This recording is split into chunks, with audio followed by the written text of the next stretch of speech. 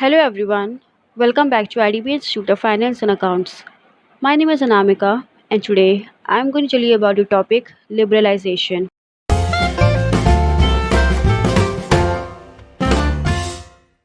Last video हमने बात की थी न्यू इकोनॉमिक पॉलिसी के बारे में। आज हम बात करेंगे लिबरलाइजेशन, प्राइवेटाइजेशन एंड ग्लोबलाइजेशन के बारे में। ये हमारे तीन इकोनॉमिक फॉर्म्स हैं जो आए जिसकी वजह से जो हमारा डी लाइसेंसिंग जो हमारा लाइसेंस सिस्टम था वो एबॉलिश्ड हो गया है ना। प्राइवेटाइजेशन सेक्टर की तरफ चीज़ें बढ़ने लगी और ग्लोबल मार्केट वर्ल्ड की तरफ चीज़ें बढ़ने लगी। तो पहले हम लिबरलाइजेशन के बारे में समझेंगे।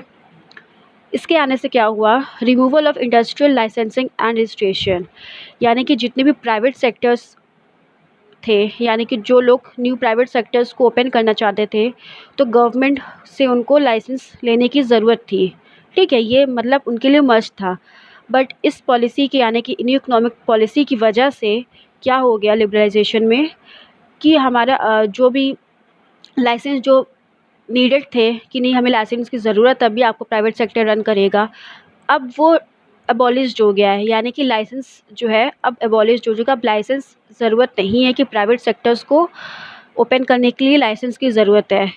और बहुत सी चीज़ों में जो रिस्ट्रिक्शंस थी वो अब रिमूव हो चुकी हैं। अब सिर्फ किन सेक्टर्स में यानी कि कौन से इंडस्ट्रीज़ को सिर्फ लाइसेंस की ज़रूरत है, liquor, cigarette, defence equipment, industrial explosives, drugs और हैज़ार्डस केमिकल्स, जो भी बहुत ख़तरनाक केमिकल्स जो बनाए जाते हैं, ये सारी जितने भी आइटम्स हैं ये कहीं ना कहीं हमारे डेंजरस आइटम्स हैं, है ना, जो हमारी कई हेल्थ के लिए तो कई हमारी सेफ्टीनेस को लेके ख़राब कर रही हैं। तो इन चीज़ों के लिए लाइसेंस होना बहुत ज़रूरी है जब भी आप ओपन करोगे। लेकिन यहाँ पे क्या है कि प्राइवेट सेक्टर्स जो पहले रन करते थे, जो जिनको लाइसेंस की ज़रूरत पड़ती थी, अब न्यू इकोनॉमिक पॉलिसी की वजह से इनमें छूट आ चुकी है। यानी कि लाइसेंस अब ज़रूरी नहीं कि आपको लाइसेंस की ज़रूरत है, यानी कि लाइसेंस सिस्टम को फ्रीडम दे दी गई है।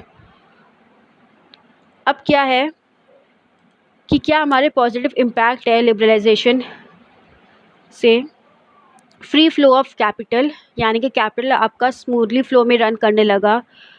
इन्वेस्टर्स को डाइवर्सिफाइड मतलब कई वैराइटीज़ से उनको अपने एसेट्स को इन्वेस्ट कर रहे हैं। एग्रीकल्चर में कहीं ना कहीं बहुत बड़ा इम्पैक्ट यानी कि पड़ रहा है गुड वे में, यानी कि जो भी हमारे प्रोडक्शन और डिस्ट्रीब्यूशन थे हमारे क्रॉप्स को लेके जो रिस्ट्रिक्शंस थी वो रिमूव हो चुकी है और पॉजिटिव इम्पैक्ट पड़ चुका है। और नेगेटिव इम्पैक्ट क्या है, weakening of the economy.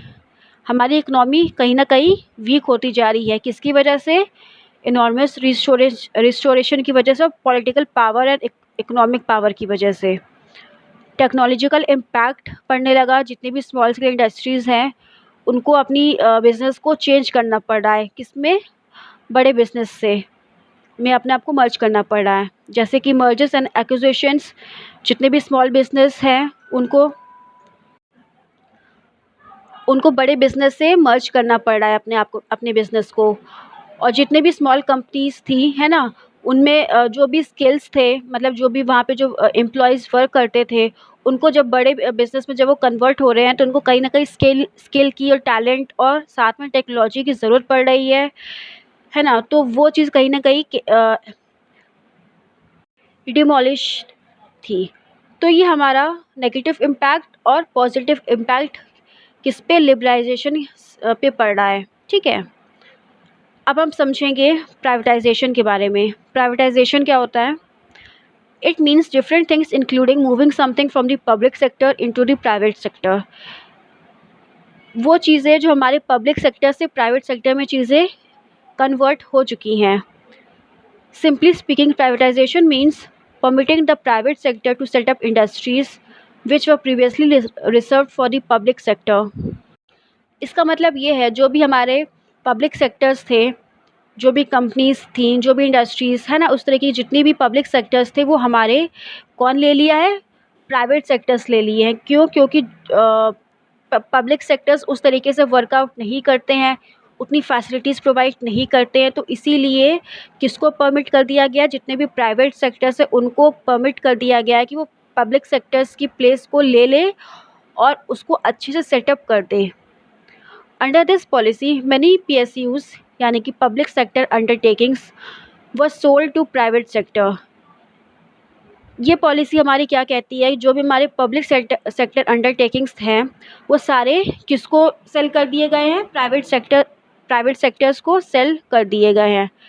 Literally speaking, privatisation is the process of involving the private sector in the ownership of public sectors undertakings. The main reason for privatization was in currencies of PSUs are running in losses due to political interference. ये क्यों change किया गया, क्यों convert कर दिया गया? Cause जितने भी हमारे पब्लिक सेक्टर अंडरटेकिंग्स थे इनमें जो लॉसेस हो रहा था वो कहीं ना कहीं बहुत प्रॉब्लम क्रिएट हो रही थी या चीज़ें लो डाउन होती चली जा रही थी। तो ये एक पॉलिसी निकाली गई कि हम जितने भी पब्लिक सेक्टर्स है वो अगर प्राइवेट सेक्टर्स को दे दिया जाए तो प्राइवेट सेक्टर्स उस चीज़ को अच्छे से संभाल के उस पर न्यू टेक्नोलॉजी लेके आएंगे, न्यू फैसिलिटीज़ प्रोवाइड होंगी वहाँ पे, और आपका बिज़नेस जो भी सेटअप है आपका वो मेंटेन होके आगे कंटिन्यू वे में रन करेगा। The managers can not work independently. जितने भी पहले क्या थे पब्लिक सेक्टर्स थे वहाँ पे जो भी मैनेजर्स थे वो सही से वर्क नहीं करते थे। तो ये कहीं ना कहीं एक आपका कॉज था इस चीज़ को कन्वर्ट करने का। Production capacity remained under utilised. जो भी हमारी प्रोडक्शन कैपेसिटी थी वो अंडर यूटिलाइज्ड हो रही थी, मतलब हो कि भी यूज़ नहीं हो रही थी उस तरीके से या बहुत ज़्यादा यूज़ हो रही थी।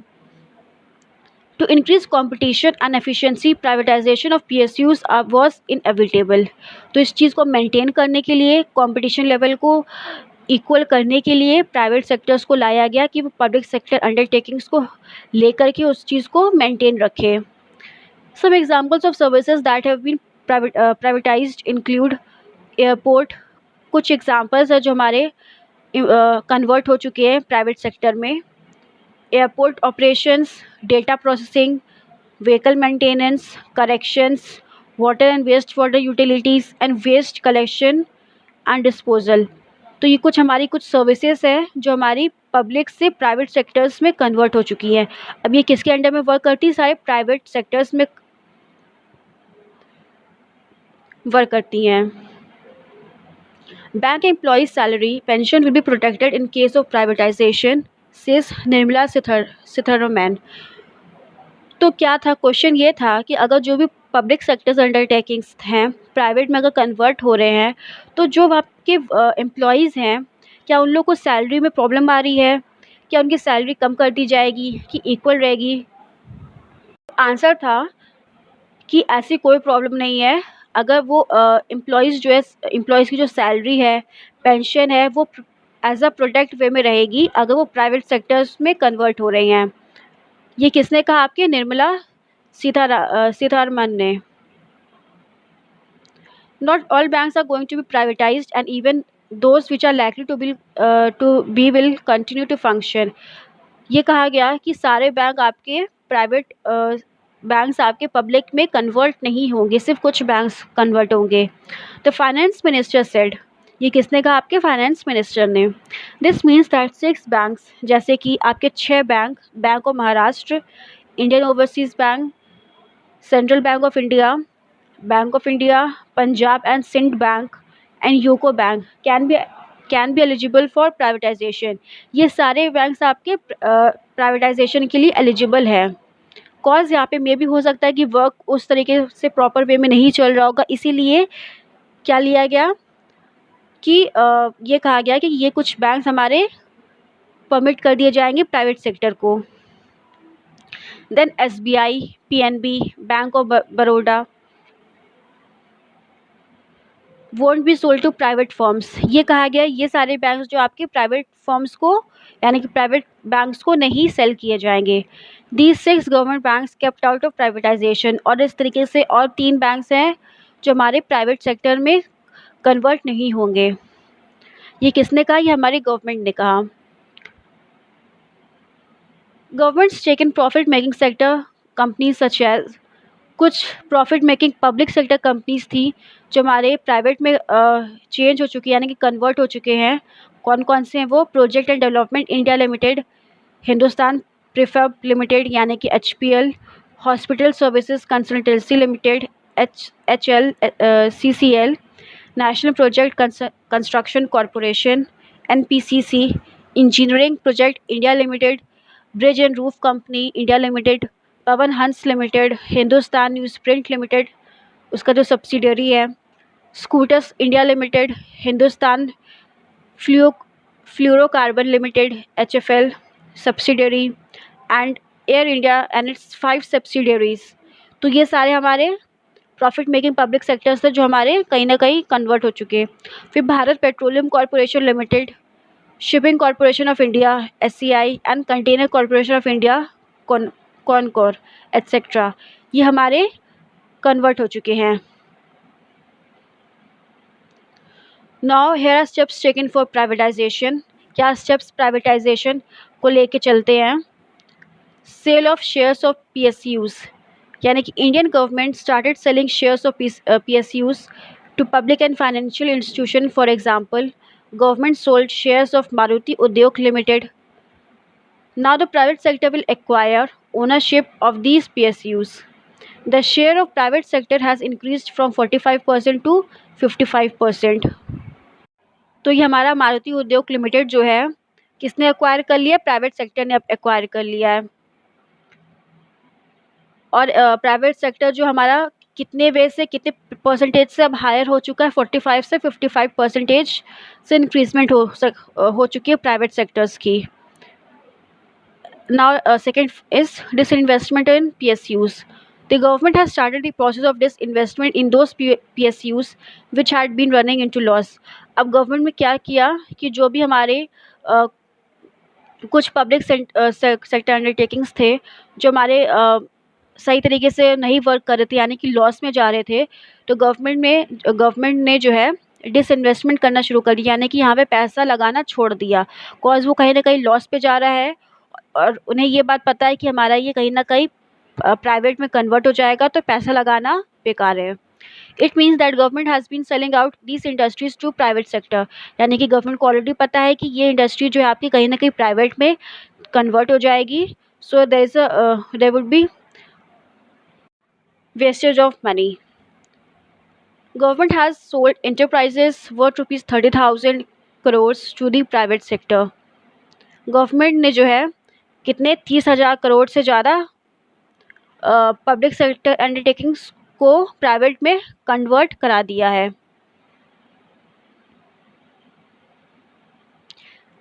यानी कि 30 करोड़ अमाउंट आपका टोटल जो भी एक्सपेंडिशन फॉर्म है आपका अमाउंट में 30,000 करोड़ के अकॉर्डिंग प्राइवेट सेक्टर्स आपके इतना टोटल वैल्यू लग चुकी है प्राइवेट सेक्टर्स में कन्वर्ट करने के लिए।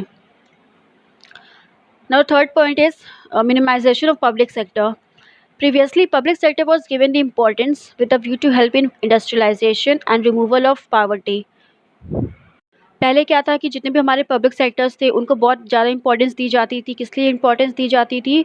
कि इंडस्ट्रियलाइजेशन और हमारी पॉवर्टी को रिमूव करने के लिए पब्लिक सेक्टर्स बहुत अच्छे तरीके से वर्क कर रहे थे, ठीक है।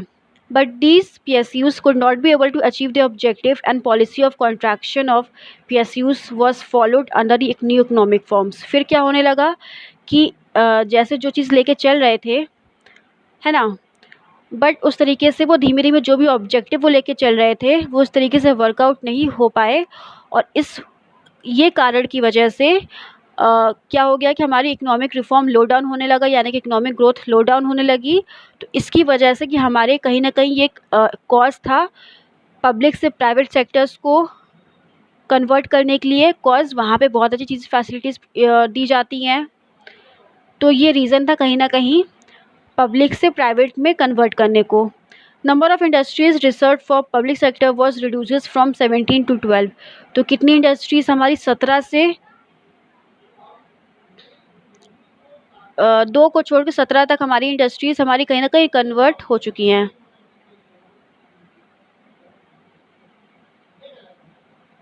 यानी कि अब रेलवे ऑपरेशंस और एटॉमिक एनर्जी कहीं न कहीं अभी बची हुई हैं।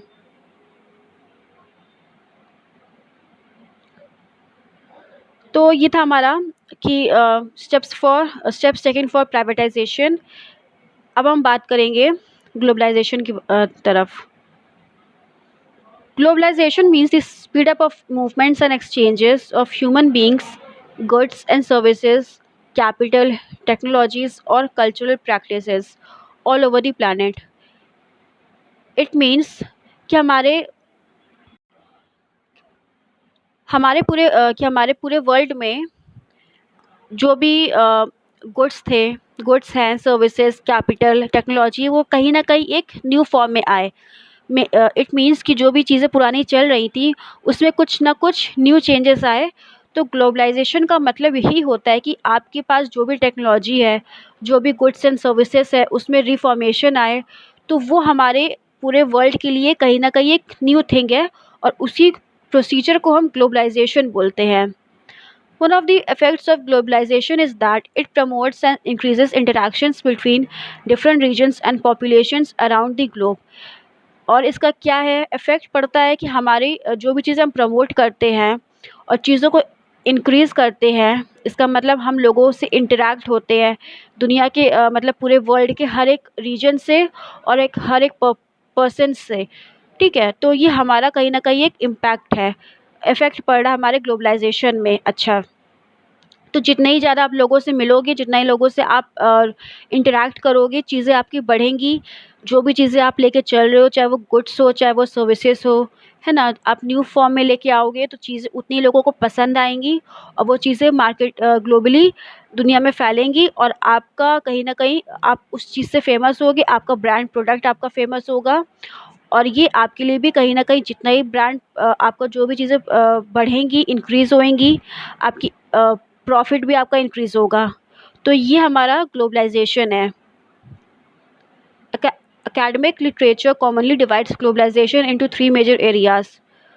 हमारा ग्लोबलाइज़ेशन किन 3 मेजर एरियाज़ में अफ़ेक्ट करता है? इकोनॉमिक ग्लोबलाइज़ेशन, मतलब इकोनॉमीज़ को लेके, फिर कल्चरल एक्टिविटीज़ को लेके, एंड पॉलिटिकल यानी कि पॉलिटिक्स को लेके globalisation. Globalization has social, economic, political, cultural, and technological dimensions. Globalization is a positive development as it will give rise to new industries and more jobs in developing countries.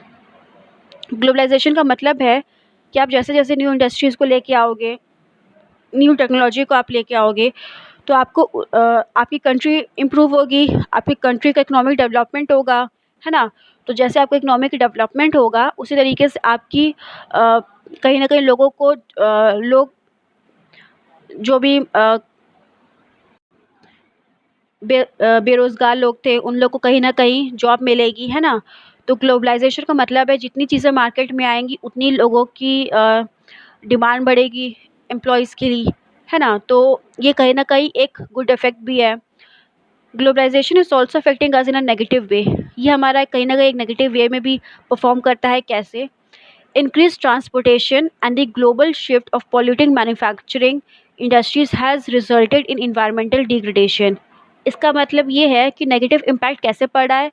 Transportation ज़्यादा बढ़ रहा है, चीज़ें grow up करेंगी industries की, तो transportation की facilities भी प्रोवाइड की जाएंगी इम्पोर्ट एक्सपोर्ट में। तो उससे पॉल्यूशन क्रिएट हो रहा है, जितनी ट्रांसपोर्टेशन फैसिलिटीज़ प्रोवाइड की जाएंगी, उतना ही पॉल्यूशन हमारे इन्वायरमेंट फैलेगा, है ना? तो इससे हेल्थ और सेफ्टीनेस की प्रॉब्लम लो डाउन हो जाएगी लोगों के अंदर। फिर pollution is affecting people's health and having a negative impact on biodiversity levels globally. और पॉल्यूशन की वजह से क्या होगा कि लोगों की हेल्थ में इफ़ेक्ट पड़ेगा, और हमारी बायोडाइवर्सिटी में डिक्रीज़मेंट आ जाएगी।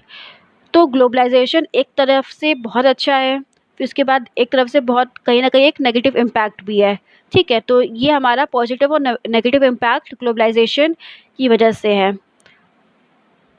Examples of globalization: cultural globalization, diplomatic globalization, economic globalization, automotive industry globalization, food industries globalization, technological globalization, and banking industry globalizations.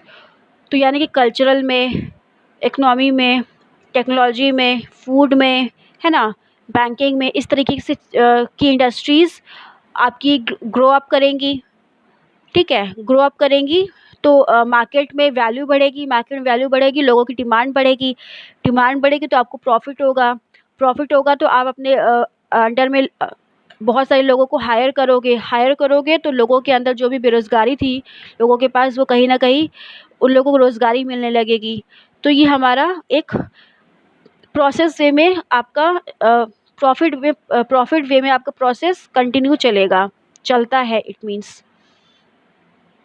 Steps taken for globalisation, क्या स्टेप्स फॉलो किए गए हैं? Reduction in tariffs, custom duties and tariffs impose on import and exports are reduced gradually just to make Indian economy attractive to the global investors. जो भी हमारे custom duties और tariffs थे वो रिड्यूस कर दिए गए। किसकी वजह से? हमारी इंडियन इकोनॉमी में जो भी हमारे इम्पैक्ट पड़ रहा था, गलत इम्पैक्ट पड़ रहा था, जो रिड्यूस हो रहा था, वो अट्रैक्टिव बने और लोग ज़्यादा से ज़्यादा लोग इन्वेस्ट कर पाए। तो इस चीज़ में इंक्रीज़मेंट ला दी गई है, ठीक है। नेक्स्ट है long term trade policy. Forcing trade policy was enforced for longer duration. Trade policy ज़्यादा ड्यूरेशन के लिए कर दी गई है, जैसे कि liberal policy, all controls on foreign trade have been removed, open competition has been encouraged. Then partial convertibility of Indian currency. Partial convertibility can be defined as to convert Indian currency up to a specific extent in the currency of other countries, so that the flow of foreign investment in terms of foreign institutional investments and foreign direct investments, यानी कि हमारी Indian currency foreign currency में कहीं change हो गई है, तो इससे हमारी पार्शियल कन्वर्टिबिलिटी आई हमारी इंडियन करेंसीज़ में, यानी कि जो हमारी फॉरेन फ्लो का जो भी कन्वर्टेशन था वो फ्रीली और स्मूथ वे में चलता रहे। This convertibility stood valid for following transactions: remittances to meet family expenses, payment of interest, import and export of goods and services. और क्या तीन चीज़ों की वजह से करना पड़ा?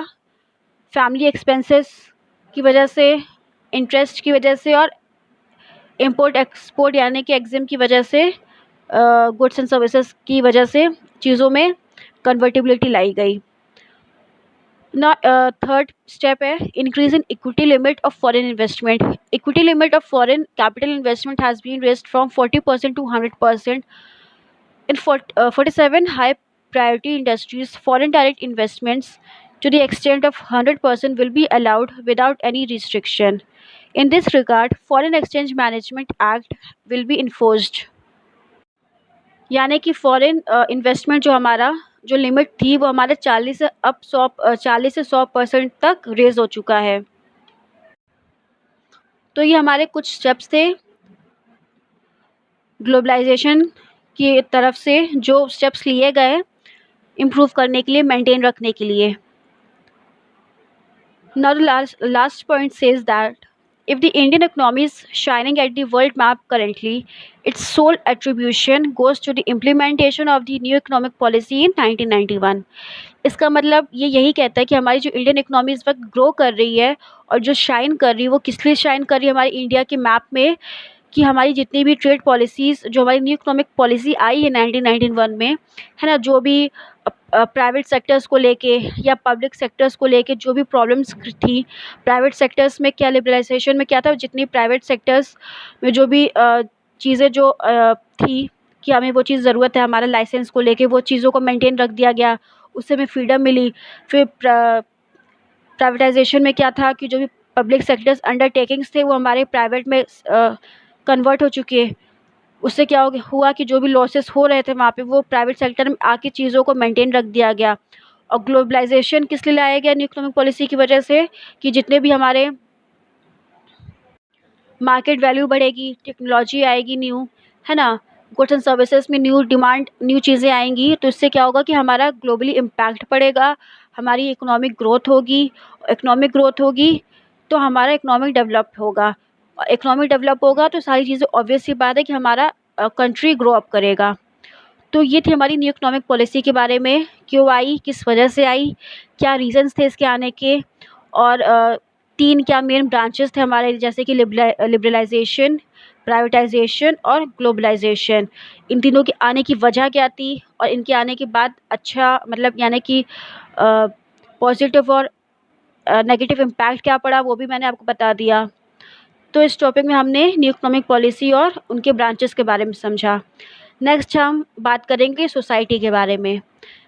तो इस वीडियो में इतना ही। Thank you for watching this.